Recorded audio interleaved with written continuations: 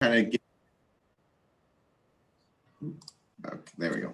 Okay, I just want to kind of give everyone an idea of, what the underwriters are looking at and kind of just like best practices of, where to direct your clients when they are in need of a mortgage.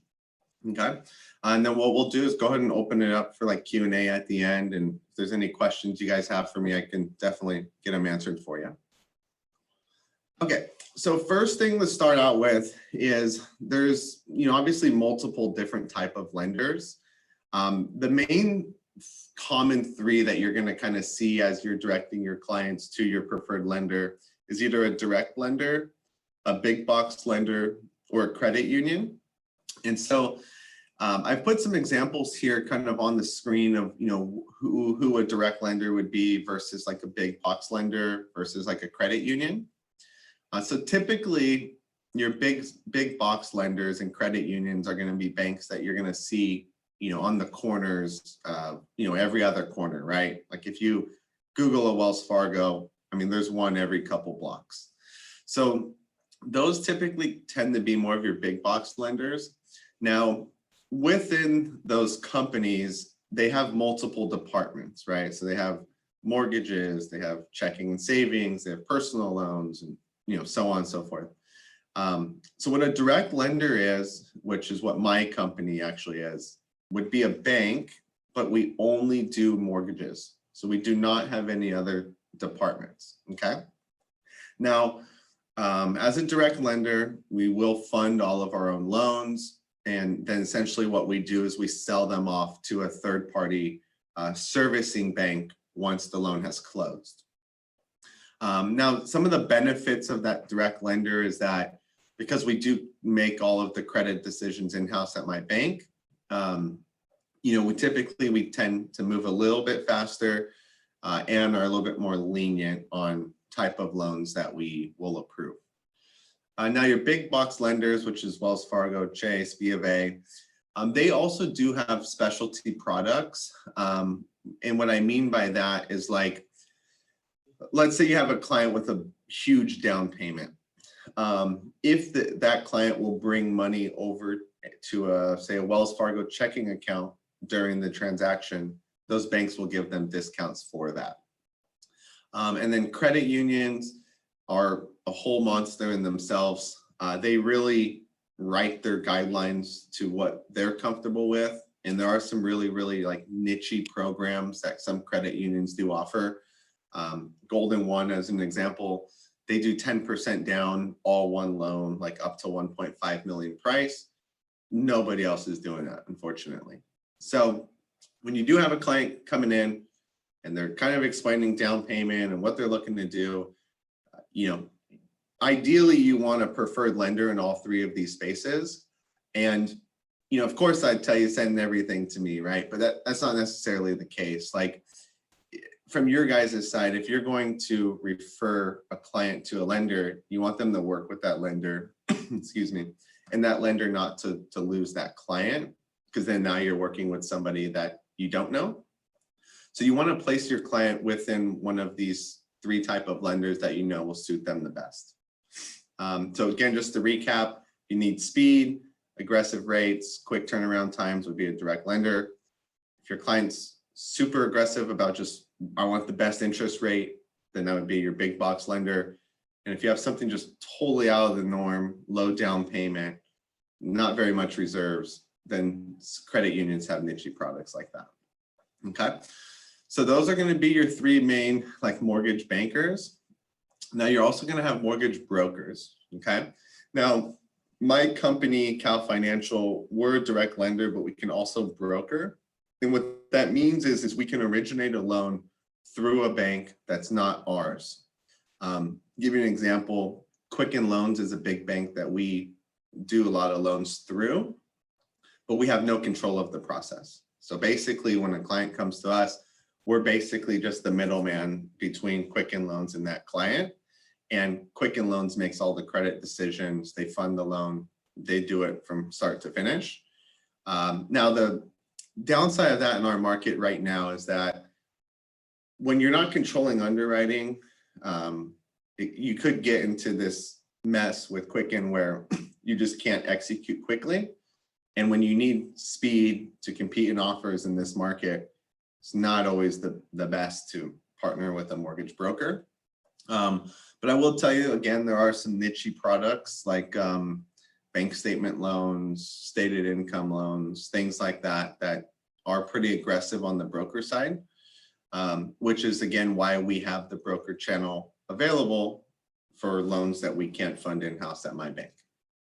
Okay. Now, the next one would be a portfolio lender. So these are going to be more of like an asset-based lender. So there are some banks out there that do cater to more high net worth individuals, and they will literally lend you money based on the assets that you have in the bank versus how much you make and how much down payment you're doing and what's your credit score and things like that. So again, very niche type banks. And then last is we have private and hard money lenders. Now, I'm sure most of you are familiar with this type of lending, but basically they're solely lending to you based on down payment. So as long as you have 30% down, they don't really care about much else as far as your credit or income or anything, because if you don't make their payment, they lent you the money on the house at 70 cents on the dollar because they're only giving you 70% financing. Now these loans come with super high rates, usually between 8 and 10%, and the payments are interest only. So payments are quite a bit high on those programs. Okay. All right, so next I'm going to get into just like how a loan is originated and what the underwriter is specifically looking at. And then what the process is of getting a loan from start to finish. So once a client gets, referred to a bank or to us, what we do is we do initial consultation, which just we're getting an idea of what the client wants to do. Purchase price, down payment, things along those lines. Then once we have all that information, what we do is we put together a formal application, which would be here. And once we have that application completed, we would send it into processing. Now, what the processing does is they get the appraisal, title, inspections, and all the verifications of income and assets ordered and gets the loan basically prepared for an underwriter to review it. Now, on the lending side, the loan officer is the face of the loan. They're the ones quoting rates. They're the ones putting the loan together, telling the clients what they're pre-approved. But in all reality, the underwriter actually makes the final decision. So once the loan officer has put together what they believe the client can be approved for, it goes into an underwriter, and an underwriter agrees or disagrees. When they disagree is, when you run into challenges. So once the underwriter reviews the file, which is here, then they'll issue us a conditional approval. So what the conditional approval is I agree and I approve your loan, but here are the additional items I want validated. Okay. Now, in most cases, when the loan goes to underwriting or from processing into underwriting, the underwriter usually reviews the loan before some of these inspections actually take place and the verifications and an appraisal. So what happened is the underwriter will conditionally approve the loan, and most of the conditions that you're going to see on that approval is like still waiting for the appraisal, still waiting for the verifications of client's employment, verification of their tax returns, things like that. So then what you would do is package up all of those conditions that they're asking for and then send it in for a final approval. Once the loan has been final approved, it means that there's no more conditions. You can start moving it to where the client can sign and bring in their money and close the loan. Okay, so a lot of this kind of runs in parallel, these three here. And again, just the reasoning for that is right now underwriting's taking about 48 hours to review a loan. But if you order an appraisal on the first day the client gets in contract, usually you're not getting it for 8 to 10 days.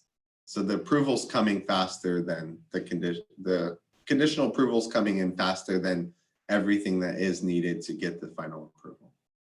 Okay. Okay, so what is basically needed to obtain a mortgage. Okay, so there's 4 things that the underwriter is going to be looking at. It's going to be your income or your credit. So how good is your credit score, which will determine your interest rate. Obviously, higher the score, lower the interest rate, higher borrowing power. Okay. Then there's income.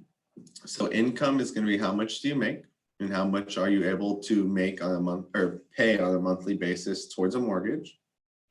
Assets. Now, assets in the mortgage world are different than what you would typically think. Most people would think like homes and cars and things like that are assets, jewelry. But in mortgage, that's not really the case. Assets is solely just money that you have in bank accounts. So that could be cash in a checking, cash in a savings, IRAs, 401ks, stocks, things like that. But we don't consider equity in real estate as part of assets, solely just cash in accounts. Okay. And then lastly is your liabilities. So liabilities would be things that you have or are obligated to pay for on a monthly basis. So those can affect essentially what you can qualify for, because it will fall under our umbrella, which I'll show you kind of on the next slide, of how much borrowing power that you do have. Okay. Okay, so here's the breakdown of how an underwriter looks at a loan. Okay, so they're going to take your hourly pay or salary, which tends to be more common in our markets, times the amount of hours worked per week. So $15 an hour at 40 hours a week is $2,600 a month. Oh, I think I have someone raise a hand.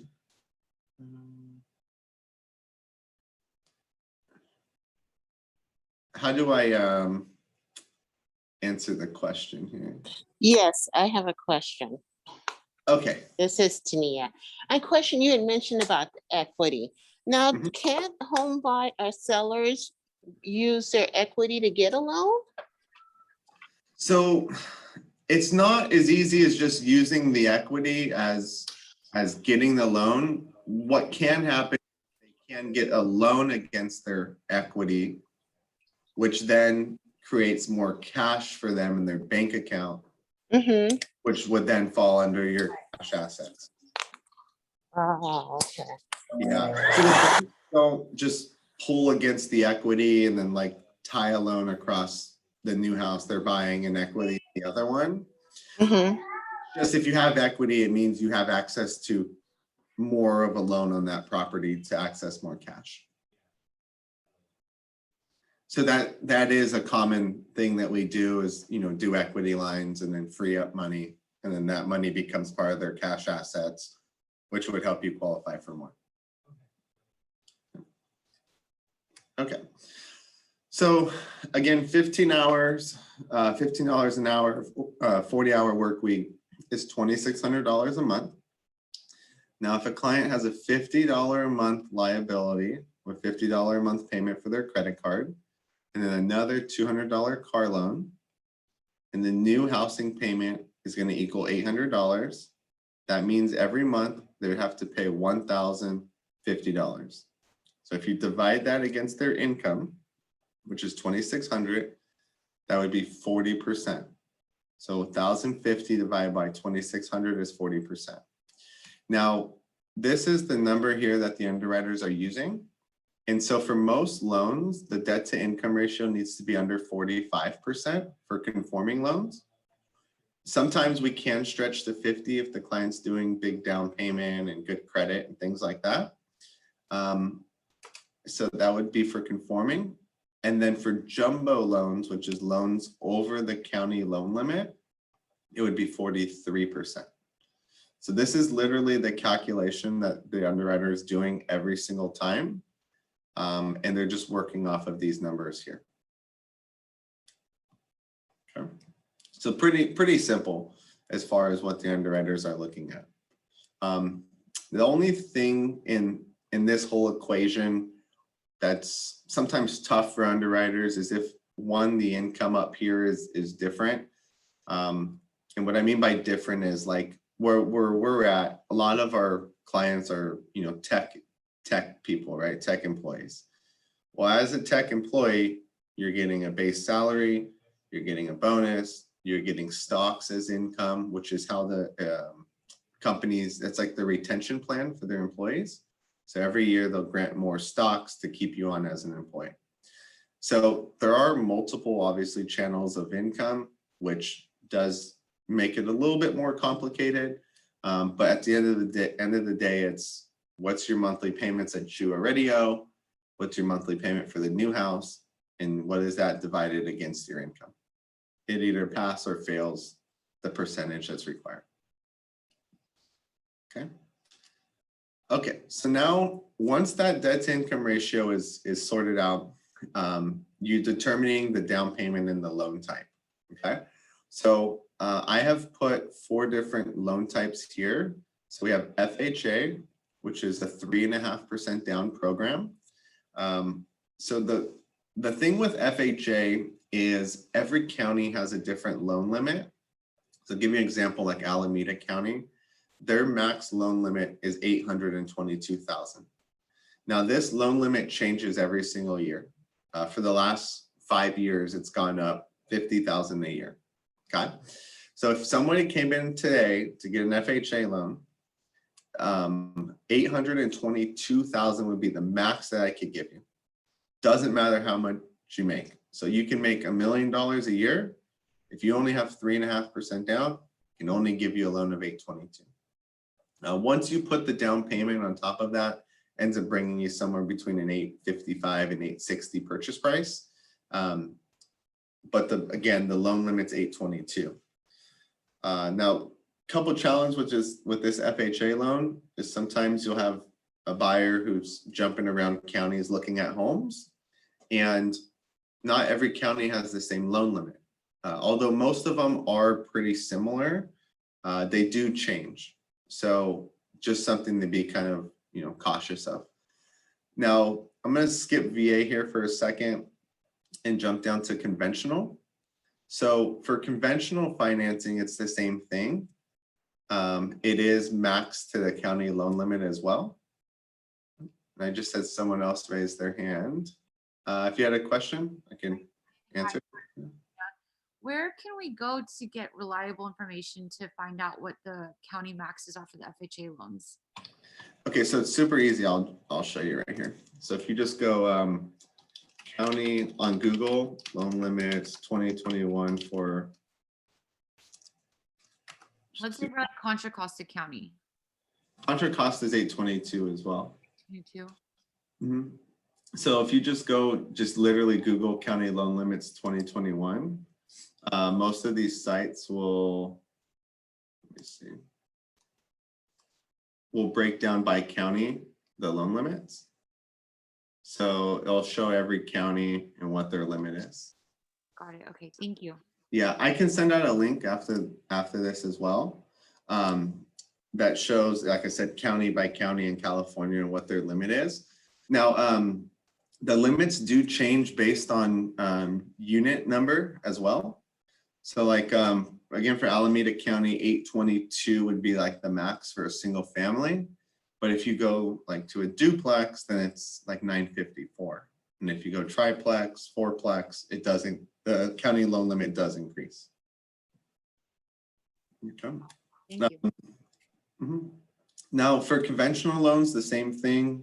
Those are maxed to the county loan limit. Now both of these loans require 0 reserves. So what I mean by that is, let's say you're doing an FHA loan and let's say your down payment's $30,000. You could have $30,000 in your bank account, use all 30,000 of that for your down payment and have $0 in your bank account at closing, and the lender would still approve the loan. So you do not need any additional reserve money for both FHA and conventional. Okay. Then going to VA loans. So VA loans have actually changed a bunch this year. They used to be maxed to the county loan limit as well. And then there was a calculation If you wanted to go higher, you had to bring in a certain amount of down payment. Now that's not the case anymore. So VA will do zero down financing to basically no limit. There is no mortgage insurance on VA as well. They do charge a pretty big funding fee, which is rolled into the loan once the loan is originated. Usually it's just over 2 points. So if you buy a home at $1 million, put down zero, their funding fee would be about $20,000. So you'd have $1,020,000 loan. But again, no mortgage insurance. Rates are super aggressive. I just did one at like 2.25 for a 30-year fixed on a VA loan, just wild. It's a really good program. Now, on the getting a VA offer accepted, I will tell you is a little tough. Section 1 work does have to be completed. And again, you're writing an offer with no money down, so could be a bit of a challenge. And then lastly, we have jumbo loans. So jumbo loans are basically any loan that's over the county loan limit. So if county loan limit's 822 and you're buying a house at $1.5 million with 20% down, you would need 1.2 financing. Obviously that's over the limit. So that would become a jumbo loan. Jumbo loans are, we can do 10% down. 20% is more preferred because the interest rates get a lot better. Now this is the only loan type that you actually need reserves on. So what reserves are is if your payment's $5,000 a month, which is principal, interest, taxes, and insurance, you need 12 months of reserves. So after your down payment, you would need $60,000 shown that you still have in the bank when we close for reserves. Sometimes reserves are even more than that.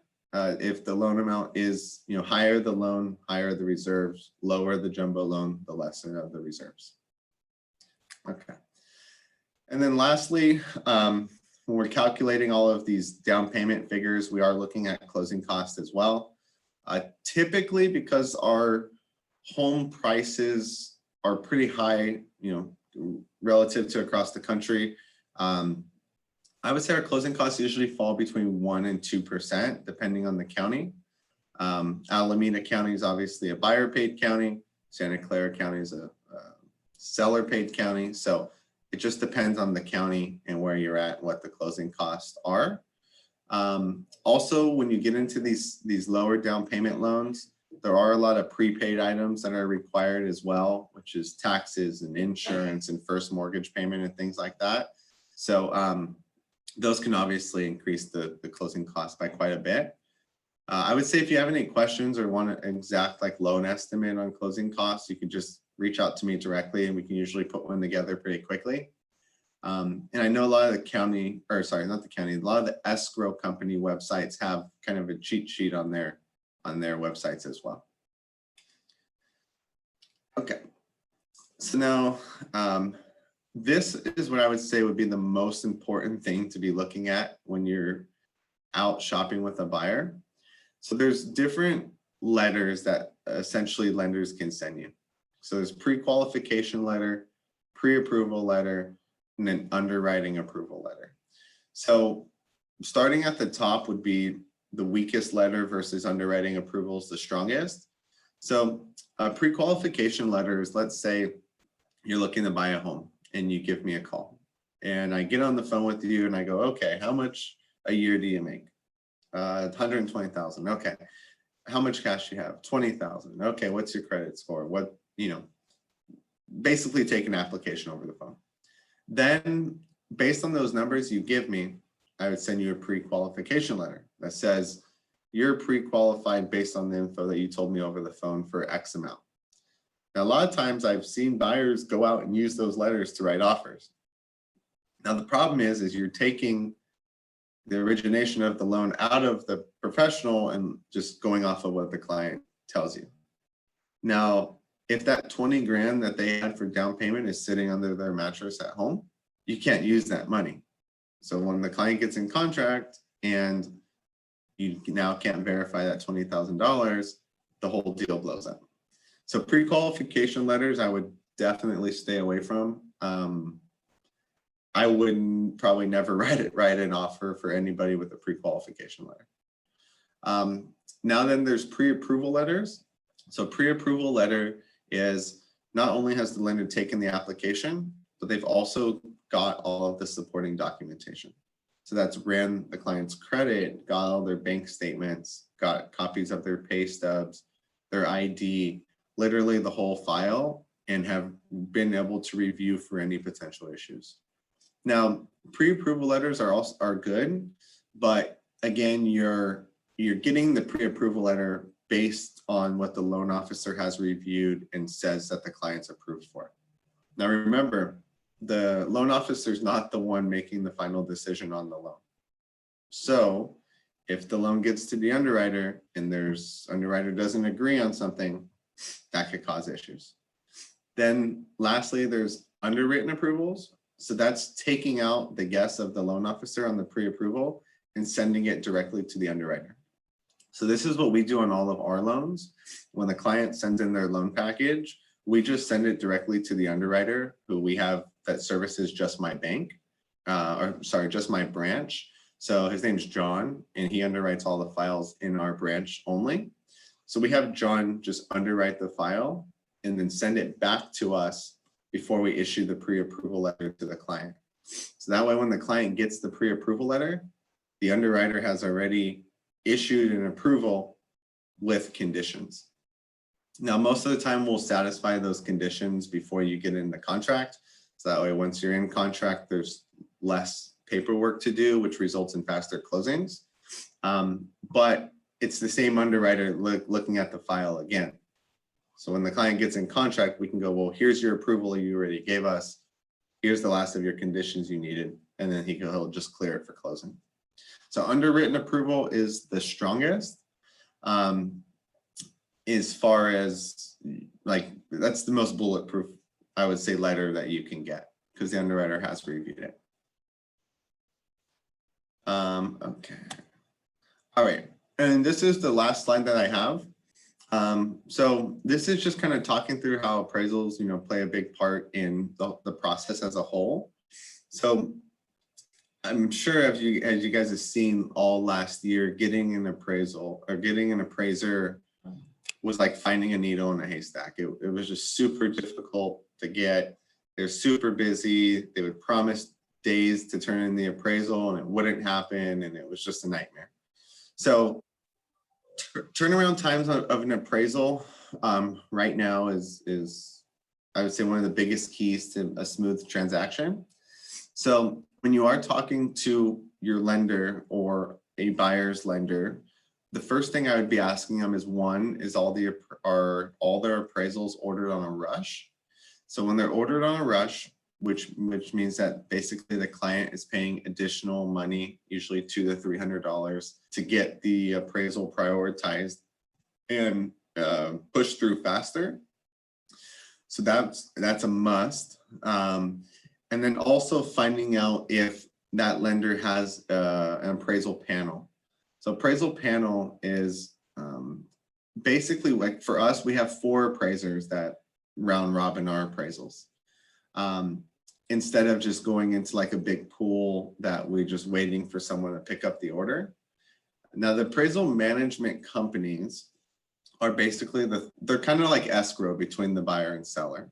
They're the third party between us and the appraiser themselves. So that way we can't talk to the appraiser and persuade value. So the appraisal management company won't, again, allow us to pick an appraiser, but they allow us to have 4 appraisers on our panel that we can just round robin through. So what that does for us is it guarantees us that one of those 4 will pick up the orders rather than sending it out to hundreds of people that don't know us and aren't really eager to get our appraisals done. So for us, we pay $1,000 for every appraisal, which is super expensive, but all of our appraisers know that they're going to get overpaid. And if they're going to be on our panel, they're going to get guaranteed 10 appraisals a month, but they have to turn them in to us within 7 days. So it's an agreement that we have with them. So having an appraisal panel is super key for closing fast. And then the last thing is just having short values of an appraisal. So, you know, again, we have a panel of 4 appraisers. We take care of them. They kind of unsaidly just help push our values and make deals work. They understand the market conditions. They understand that people are having to overpay more than the last home that sold, and that's just how the market is. I can't tell you how many loans in the last probably 6 months or so that started somewhere else and appraisal came in short, and they come to us, and we have one of the guys on our appraisal panel do the appraisal and value comes in. So especially on like low down payment loans, if the appraisals come in short, clients can get really priced out quickly, because if they're not putting a lot of money down to begin with, and the appraisal comes in 20 or 30 grand short, now they're having the double down payment and things like that, and it just makes it very difficult for them. So having the appraisal panel, making sure everything is ordered on the rush is super key in every single transaction. Okay, so that's pretty much all I've got for Mortgage 101. You know, I just want to open up to any questions I can answer, any other maybe things I didn't explain very well. So if anyone has any questions, I'm here, let me know. Okay, I have a question. This might be stupid, but so when let's say I get a buyer on the phone and we want to start looking at properties. I'm new, I just got licensed, so sorry Okay. for the question. Would I just contact you and say, hey, I have a buyer, can we get him pre-approved? Is that how easy it is? Yeah, so it's typically what's comfortable with you in the buyer. So you could do an email introduction, you could do a group text. I'll put my cell phone on here as well. I'll add it here in a second. Usually you can group text me with the buyer, and then I'll basically jump on the phone with them when they're available. Or you can just 3-way call me in. It's really whatever you're comfortable with. But So it's that easy though. I can just be like, okay, let me get a lender on the phone to get you pre-approved, and then I basically include you in whatever conversation, whether it's text or email, whatever it is, and then you take it from there to get them pre-approved. correct, yeah. So that's exactly right. So I'm not sure where your leads are coming from, but I know a lot of the agents that I work with, their leads are coming from online leads. Have someone like hot on the phone right away, and you want to get them connected to the lender and keep them moving without hanging up and waiting for that transition. You can always just 3-way us in, or do the group text or email, whatever you're most comfortable with. And then what happens is I have a team of 3 like lead follow-ups, which almost like an ISA. And what they do is they basically follow up on the lead like every day for the first 2 weeks until we get the documents in. And then what they're doing is they're sending you updates typically once a week as well of where your lead's at and what the status is on the documentation. Oh, that's awesome. Okay, cool. Thank you. Let me I'll send out my actual personal cell phone. This is the number that's on here is my office line, but it forwards to my cell phone anyways. I primarily work off my personal cell phone. So I'll get that number out, and you can always group text usually seems to be the best, because then you can see the interaction with me and the client there until a call is scheduled. And then I always take initial first call with the client, you know, get them excited about what they can be potentially approved for, and then let them know we're going to send it into an underwriter to get a formal approval. Okay. Any other questions for me? Did you say you're gonna put your number in the chat? Yeah, I'm going. That's working. Yeah, let me. I just want to make sure I program you in my phone. Let me just get down to the chat.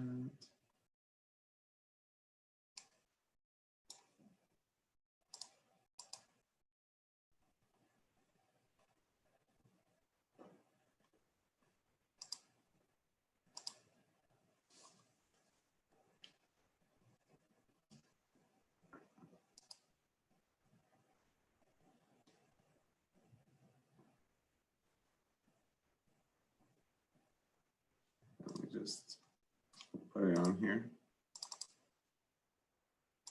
I'll put it on here. And then I'll send this this slideshow out.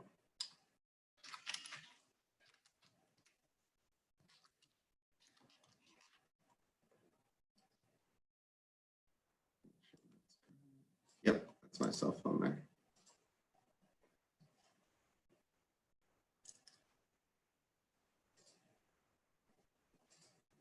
Okay. All right. Any other questions for me?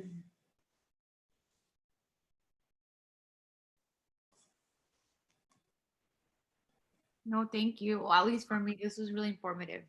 Thank you. Yeah, no problem. And again, if any other questions come up after this is over, just text me or call me. I'm usually super available. So.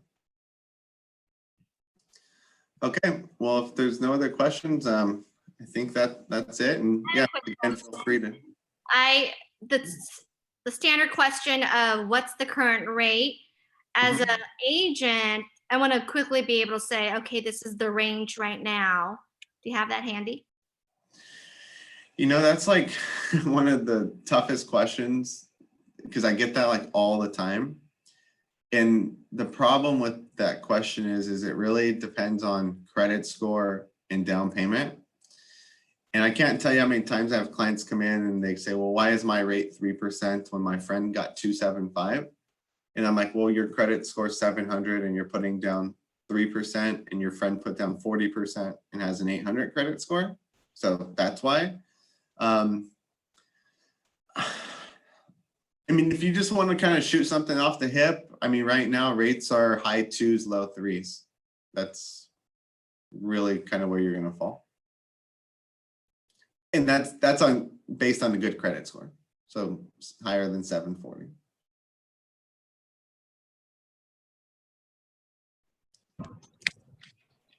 To add one more thing to that, if you guys want to put all of your emails in the group chat as well too, I have a like a weekly rate sheet that goes out on Monday, and what it does is it breaks down based on the loan amounts what the interest rates are for the week, so you can have that just to pull up, and it'll show you directly based on the loan amount that the client wants to take what the rate is for that week. And again, it's based on good credit scores. Hey, Daniel, this is Renan. Thanks for doing this. It's very informative, and I came late, so I'm going to ask a question, and if you covered it earlier, I'll just watch the recording. Do you guys have any first-time home buyers program, helps with down payment, help with closing cost type deal?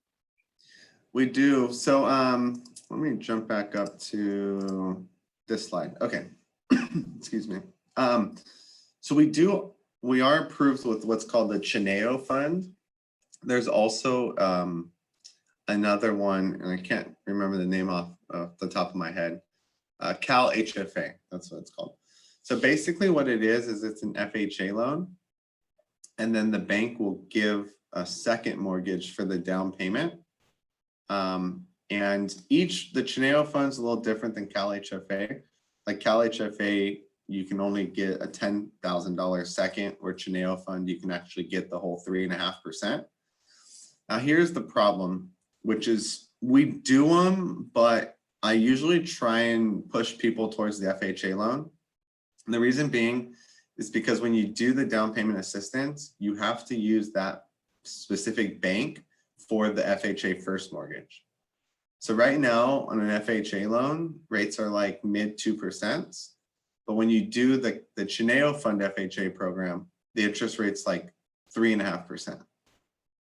So yeah, you're getting $20,000 or $25,000 for down payment, but that 1% in rate is like $8,000 a year in interest.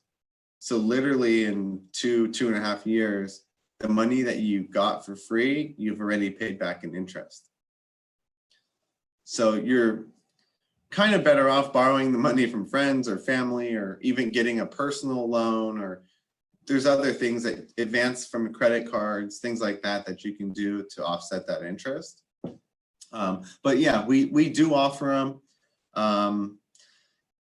Yeah, we do offer them, but they are they're a little difficult, just to be clear. Typically too, you have to get credits from sellers. And what I mean by that is because we are covering the down payment, but remember, you are doing an FHA loan. So like in Alameda County, you can easily have $6,000 or $7,000 in closing costs and another $6,000 or $7,000 in prepaid items, which is the insurance, the first payment, the taxes. So, I mean, that's another $14,000 or $15,000. Most of the times, if the clients don't have the down payment to begin with, you have to make up that money somewhere. And usually it's in form of getting a credit from the seller. So they have their challenges as well, but we can do them. We are approved with Chineo Fund. I'm actually the one approved with the Chineo Fund in our branch. So. Awesome, thank you. Mhm. Daniel, I've got an email for you with all these email addresses in it and the rest of our team. So Okay, don't worry about copying these down. Okay, thank you. Yeah, I appreciate it. And I'll get you guys all on that that outgoing email today on our list that sends out the rates. And hopefully that will help just kind of shoot enough quotes if clients do ask.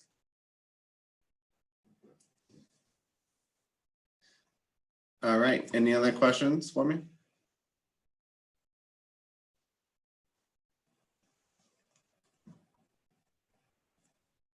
Okay. All right, I will Sorry, I have a quick question. Are there special type of loans for, specific type of like job categories, like a physician? Do they get special type of treatment or category or? Yeah, so the answer is no. Physicians do get down payment assistance typically from their employers. So like Kaiser, as an example, will give part of the down payment to their employee that is a physician. Typically, it's half of the down payment. So if they're going to do 20% down, usually they'll give them half of that. Or sometimes they do the full down payment. It just depends on what their agreement is with their employer. But typically the physician loan is really just us giving an 80% mortgage and then their employer giving them the down payment. Okay, what about teachers? Like, for some reason, I'm hearing rumors that there's just a special category that their files looked at slightly differently. No, I wouldn't say we look at them different. So a lot of the counties, sometimes they'll offer grant programs for teachers specifically. So like we were talking about that down payment assistance program, really what that is it's a grant that's awarded to the state, okay? Then once that money runs out, meaning that it's all been lent, then it closes down. And then usually you'll see another one pop up and another one pop up, and they just go until the money is gone, basically.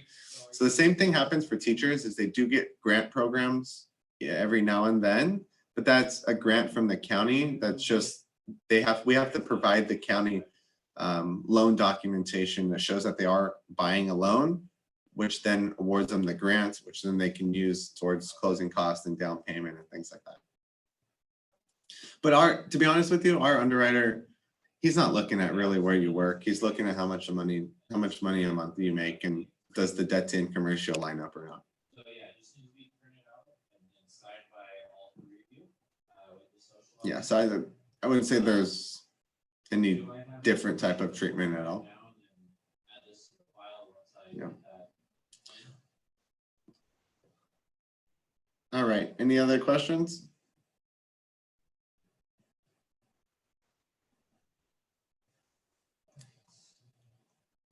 I just sent that email over to you, and then I'm just gonna give Karen a call and ask if I can pull hers. And Okay. All right, so I will get that email out to everyone for the rates. I'll also send out the link that I use that shows their county loan limits for each individual county. So everyone will have that. You can literally use that link for the entire year until usually like December 15th of this year, they'll release the new loan limits. And then typically any loans submitted after that date will fall under the next year's limits, because it'll take more than 2 weeks to close. So this list I send you will be good until almost the end of the year. All right. Well, thank you guys. I appreciate it. If you need, Thanks, Daniel. Thank you so much. All right. Thank you. Thank you, man. Okay. Bye-bye.